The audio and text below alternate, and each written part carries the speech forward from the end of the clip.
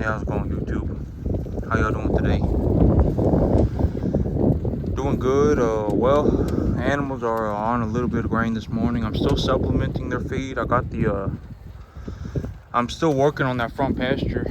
Well, okay, so a few days ago, it said that chance of rain yesterday was around 20%, and then it went up to 35%, and then it did rain yesterday. So the ground is real wet. It's real wet. It's real slick. There ain't much water on here, but it drizzled rain, and so the ground is real slick. I was pulling the mobile plow through the ground yesterday while it was just drizzling. The tractor runs perfectly fine. The tractor is running good. Everything about the tractor is so the only things that I've seen so far about the tractor that kind of are wonky is that when I pull the 3-point arms up all the way, there's something in the back on the hydraulic piston on the back that pulls the 3-point up that's hitting the sheet metal. When I pull it all the way up to the very top, it'll hit the sheet metal on the back, and so there's a dent in the sheet metal where it's happening, but that ain't a big issue at all. Just need to keep that 3-point arm lowered a little bit at all times, which is perfectly fine. I mean, I could still pull the plow out of the ground and drive around with it. If that 3-point plow is pulled up a little bit, or is left a little bit from the top, that's perfectly fine. And the other thing is that there's something going on with the shifting link. When I put that tractor in low gear, and then when I try and put it in reverse, when I go from low to reverse, sometimes the shifting link will get stuck on that first gear, and it'll still let me go over into neutral and then go into reverse. And so I think that what's happening is that the engine is trying to run in low gear as well as reverse at the same time, and the engine will start smoking up real bad. And so anytime that I'm going into reverse, I need to either slowly dump the clutch. I need to slowly let go of the clutch to make sure that the engine, it doesn't start smoking. But before I do that, I need to put it in neutral first. Let go of the clutch, make sure the tractor's in neutral, then take it over into reverse. Because if I make sure that it's in reverse, or if I make sure it's in neutral and then I let go of the clutch, even if I take it over into reverse, if something wonky is happening, my engine won't start smoking up real bad. So those are the only two things that I've been able to see so far about this tractor that are just kind of wonky. Is the 3-point arm hitting the sheet metal when I pull it up all the way, and then something going on with the shifting linkage that when I go from low gear into reverse gear, it gets caught on the low gear and it still lets me go over into reverse gear. So the tractor tries to run them both at the same time, and the engine will start smoking real bad. So those are the two things. I did look up I did look up parts for a shifting link repair on the tractor, and that's going to cost me about $500 if I want to repair it. If I want to get a good parts for it and repair it, it's going to cost me about $500. And so I ain't going to do that just yet. I need to make money before I really spend any more money. But that tractor, it'll pull a plow through the ground through this even wet clay. It'll pull a 3-bottom, 4-bottom plow through the soil like this, like a hot knife through butter. It'll just cut that soil right up. It'll plow right through it. Minimal strain on the engine. I run the tractor on second or third gear at about 30 to 50% throttle, 25 to 50% throttle, and it'll plow this soil right up. And this tractor has a turbo on it, and so if I start putting a load on that tractor, I can actually hear the engine picking up, because of the turbo will start whistling. I can hear the turbo going, and so I know that it's not putting that much of a strain on the engine. It is putting a little bit of a strain on the engine, but it's not like the engine is it's not like the engine is working too hard.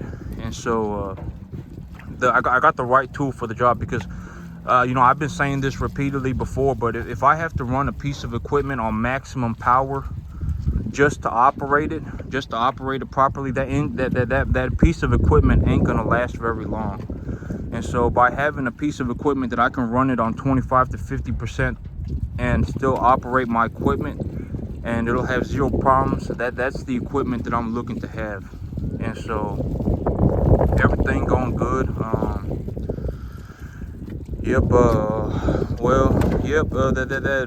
The engine, the tractor is doing good. It's pulling just fine. It ain't making any strange noises when I start pulling. When I start pulling that plow, it doesn't like the engine doesn't start going wonky or anything. So that's good. I did shear the plow, the moldboard plow, it's a 3-bottom plow with the 4th bottom missing. I'm pretty sure that the previous owner took one of the bottoms out because their tractor was too small to pull the thing, and so they removed one of the bottoms. So it's a 4-bottom plow with only 3 bottoms on it. And while I was pulling it, I sheared every single bolt holding the plowshare together. Every single one of them, they got sheared. And when I pulled the bolt, when I took a good look at the bolt, and so when I shear the bolt on the plowshare, the plowshare will it'll move, and so it'll stop going into the ground, because the bolt that's supposed to be holding it still so that it can go into the ground when I drive it forward is gone. And so the plow is supposed to be angled like this into the ground, but it'll come up like this. And so whenever I hit the ground, it'll just go like this and then just roll up like that. And so the bolt is up here by my knuckle. And so the bolt is supposed to be holding the plow like that so it can hit the ground like that and keep going. Those bolts, all of them sheared. I mean, it's an old plow. I paid $350 for it, and I paid $150 to have it delivered. So I paid $500 for the thing. And every single one of those bolts have been sheared, and so I had to go get some new bolts for that. Well, when I took a good look at the bolts, I'm pretty certain that the previous owner had just stuck some galvanized bolts in there. And so, you know, under that load, of course, after some weathering, when they rust, they're gonna snap. So those bolts sheared. I got some grade 8 bolts and everything, some grade 8 bolts and everything. So real hard metal bolts. And oh yeah, also I was pulling the thing, and one of my 3-point arms, the clotter pin that was holding the plow onto my tractor on the 3-point arm, one of those snapped. So my plow went vertical. I went with it, and well, the plow was sticking up in the air like this, and so that bent the top link on my on the tractor. But luckily I caught it real fast. I caught it right as it was happening, so I stopped the tractor. I think I actually went a couple of maybe 150 feet like that, and then I turned around and I said, what is going on? And so I went out there and I looked, and I saw what had happened is that the clotter pin had broke, and the plow was sticking up in the air. And so the top link is bent. So I got to go run by the department store today to go buy a new top link. It's real slick right now, real slick and real sticky. But yep, I have to go buy a new top link. I bent that out of place, but that's okay. That's like a $50 fix. It's an external part from the tractor, and so I got to go get that replaced. Oh yeah, one of the big things about this tractor right now is that the tractor is supposed to be a dually tractor, and so it's supposed to have 2 sets of wheels on the back, and I only got 1 set of wheels on it right now because that's how I bought it. I would actually prefer to just have 1 set of wheels on it, because I got to go through gates and stuff, and having that extra set of wheels on the back, it's just gonna make the tractor wider. It is gonna give me better turning and better grip and everything, but I would still rather just have 1 set of wheels on it for right now. But the tires are pretty old, and I was realizing that the wheels were slipping. the wheels were just spinning because the ground is slick. And so the engine is running just fine. But when the sole gets like this, when the sole gets wet, when this clay sole gets wet, when it gets slick like this, the wheels will start spinning because they'll lose their grip. And so especially when I dump that plow into the ground and try and drive that plow with the tractor, the friction from that plow hitting the ground and pulling this wet clay up out of the ground, it makes the tire wheel spin because the wheels just lose their traction. They're old wheels, and they're old wheels, and I only got one set of them on there right now. And so my big on my list of things to do, well, okay, so if I was gonna pull baling equipment, I don't really need real good tires. And so if I can just make it through this season, this plowing season, with on this set of tires, I'm just gonna go ahead and do it so that I don't have to pay for some new ones. And then when I get through this season and I've made some money, I'm gonna take a look at how much money I've made, and then I'll invest in some new tires. A whole new set of tires. That's gonna cost me like probably like $2,000 to put all new tires on the thing, front and back. It's gonna cost me like $2,000, unless I buy some used one. But I'm just gonna buy some new tires, and then I have to pay someone I have to pay someone to come over here to swap them out, because I can't. This tractor weighs like 12,000 pounds, and so I can't just lift the thing up and take the tires off of it. It's got to be like a specialty. Somebody's got to come over here and pull the tires off of it for me, and then stick some new tires on it. And so, yep, they got to pay for the labor, and so that's going to be it's going to be over $2,000. Just the tires alone is going to cost me like $1,700. And so then I'm gonna have to pay somebody to swap them out for me. And so, yep, the grass is going good. Got everything going pretty okay right now. Everything's going good. The chances of rain were very slim yesterday, but it did rain, and I was looking to get most of my plowing done today or tomorrow. So, or excuse me, I was planning to get most of my plowing done yesterday or today. But well, I mean, that's beyond my control. What am I gonna do? You know, it rained. What am I gonna do? Make it stop raining? And so, I mean, it wasn't supposed to. Well, I'm not gonna say it wasn't supposed to. The chances of rain were very low, but it did rain yesterday. And so now I'm kind of in this situation where, well, later today, I'm gonna have to finish plowing that front field. That front field is about 50% done. I got it disced that day that I sheared the pins off of the moldboard plow. That day I had to stop working. I had to stop plowing that day, and so I actually got on my other tractor and disced the clods. I broke the clods up with the disc, and so I did get that done. I still got some more plowing to do. So yep, I got about half of it done. I was looking to get it all done yesterday, today, but you know, things happened that were beyond my control. That yeah, it just is what it is. It's perfectly fine.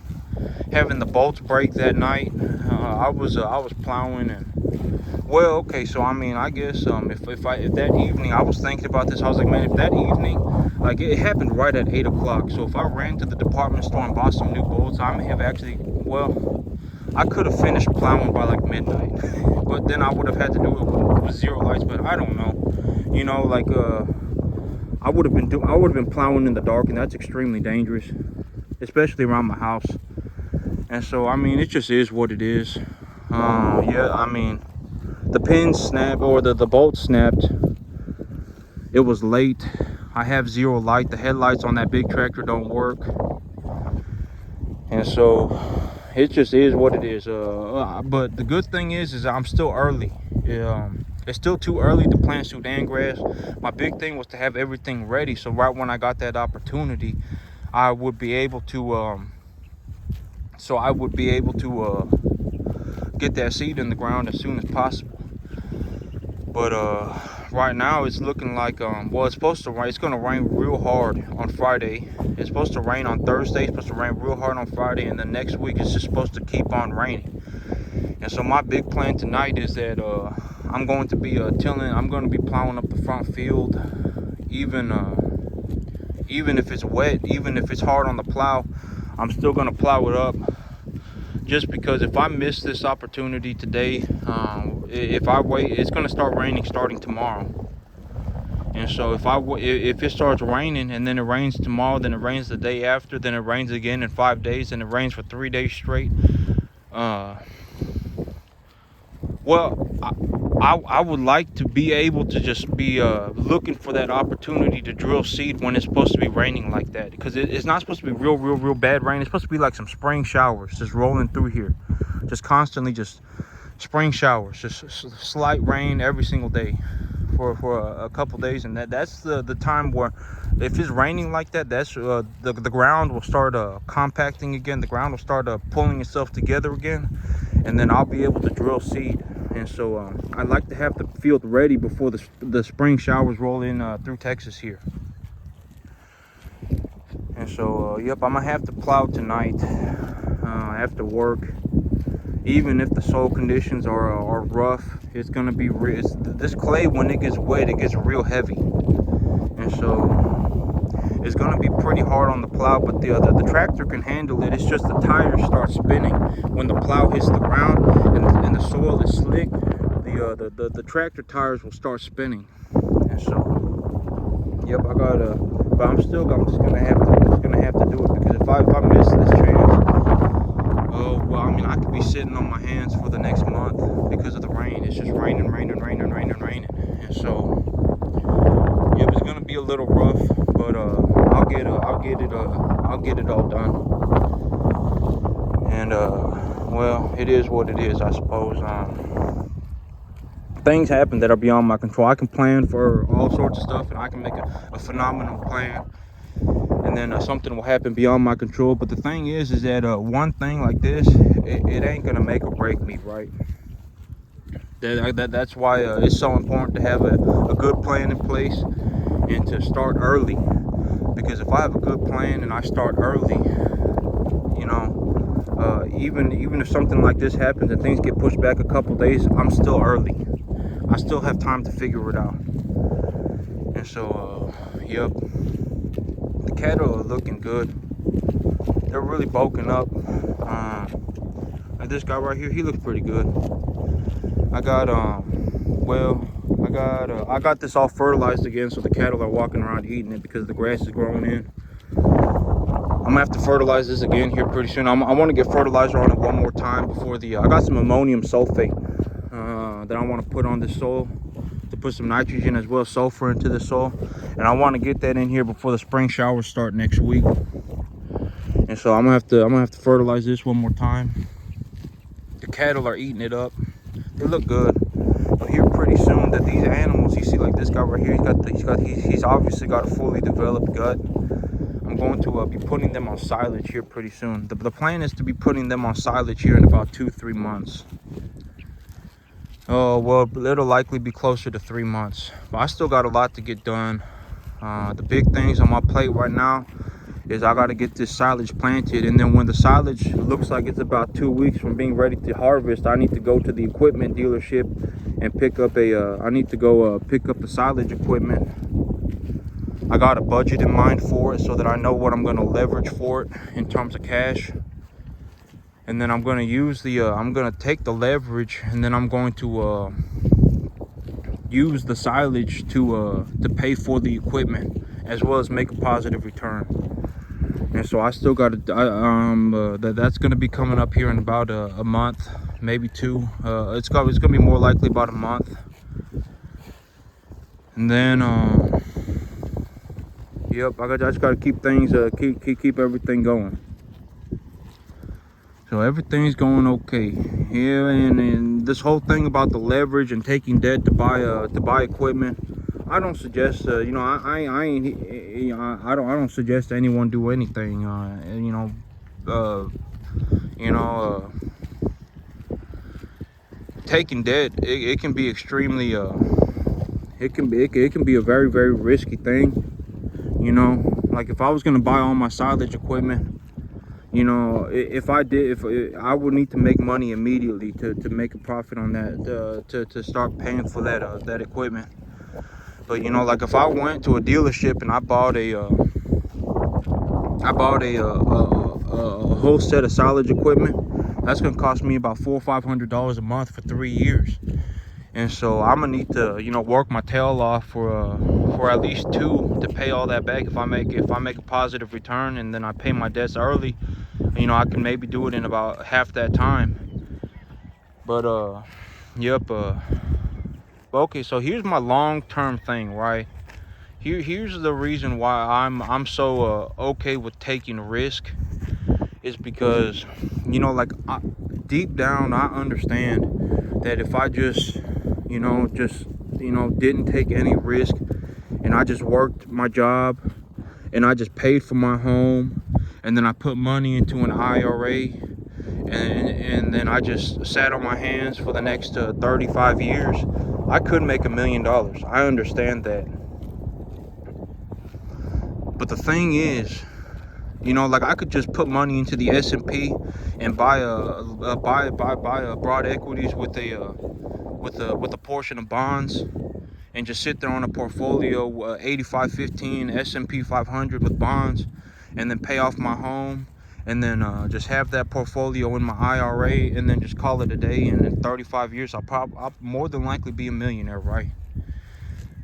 But the thing is that, well, I understand that I could do that, but I mean, you know, like this whole farming thing, you know, and it's like it's been my dream to be farming since I was a young man. And so, you know, if I'm gonna go and do this, you know, and when I was younger, there was zero way that I could have done this. I mean, I just wasn't good enough. I mean, it took a long time for me to get to this point. You know, realistically, like like me at my age, man, how old am I? I'm 31.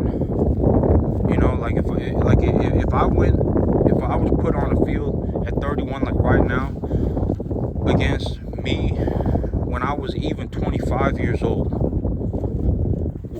you know, the amount of skill that I developed over those 6 years, I would have destroyed my 25-year-old self. I mean, like there would be zero comparison of how much better I am now than I was even 6 years ago, 7 years ago. And so there would have been zero way for me to be farming like this if I was younger. And there's also going to be zero way for me to be farming like this if I'm older. Like if I'm like 65 years old, you know, me working 7 days a week, you know, that's going to be real hard. I would just anticipate that is going to be very difficult. You know, waking up at 5 every day and working until 9 every day, 7 days a week. You know, I would just think that that's going to be very, very, very difficult. And so I got to do this now. Because if I'm gonna do this thing, I need to do it right now. Because if I don't take my chances right now, I risk my future. I risk throwing my dream into a trash can and just living my life. You know, I always say, well, working on things, working on your weaknesses is a great way to be well-rounded. And well-rounded is just another way of saying average. And there is zero wrong with average. You know, just buying a home, putting money into an IRA, and just calling it a day. There's zero wrong with that. And you know, the average person can be a millionaire in 35 years, maybe even a multi-millionaire in 35 years, just doing that, just living a very, very, very, just right down that road. And you know, and I understand that I can do that. Well, but I'm just, you know, I mean, you know, I've been looking to be a farmer since I was young, and this has always been my dream. I would gladly give up everything again. Well, everything is an exaggeration, but you know, like everything that I went to get to this point,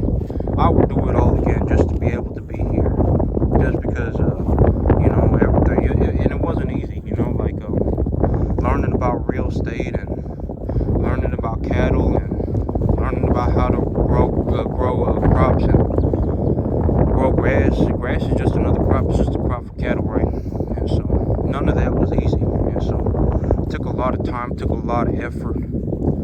You know, it ain't just something like I just woke up one day and just you know, tapped my heels together and everything worked out. It ain't like that. It took a lot of time, took a lot of effort. And so, yep, I would, well, yeah, and so I would do it all again. And I would do it exactly the same way. And so why change now, right? This is my dream. Why would I, you know, go and settle for anything less? You know, and $500 a month is a lot of money, you know, and, you know, especially when I think about it, that I'm gonna have to pay that much for 3 years straight to be able to do all this, you know, but I just, well, I mean, there's a side of me that understands that I just got to do this thing. You know, like if I was gonna, like that tractor and the hay equipment and everything combined, you know, I may be owing something like $650 a month for 3 years to be able to do all this. You know, just fertilizer once a year, just buying enough fertilizer to grow 10 acres, it'll cost me about $1,500 a year, maybe even $2,000 a year to grow 10 acres. And then to plant seed, that's going to cost like another $700. So I may be spending like $2,200, you know, $2,500 a year to do all this. And so if I want to do all this and spend that $2,500 a year, as well as $650, $700 a month for 3 years straight, I better be making some money on that. Because if it don't pay for itself, I mean, how am I going to pay for it, right?